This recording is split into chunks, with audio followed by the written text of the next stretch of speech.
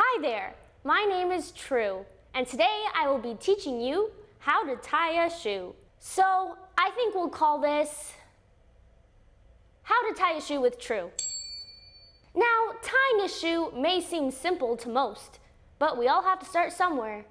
So I'm going to give you a step-by-step, play-by-play, loop-by-loop breakdown of how to tie a shoe.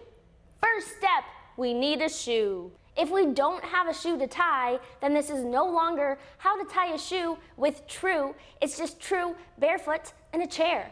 Now that we have our shoe, you can tie it on your own foot, on a loved one's foot, or on a stranger, but you're gonna be on your own from there.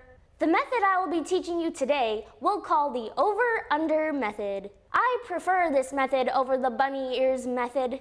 Take one strap of the lace into one hand and the other into the other hand. Lay one side over the other. Swoop the other side under and through the top lace. Now take one side and make a little loop out of it.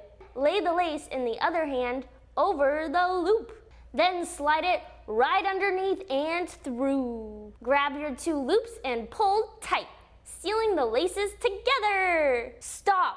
Does this sound like a lot of work? It's not. Let me show you the entire process in one motion. Voila! Easy peasy. To recap, cross the laces, over under, loop, over and through, loop, and pull. Tying shoes is like an art.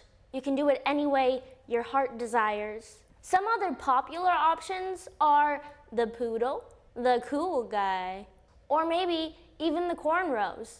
I hope that I've helped you learn today how to tie a shoe with Trew. Toodaloo.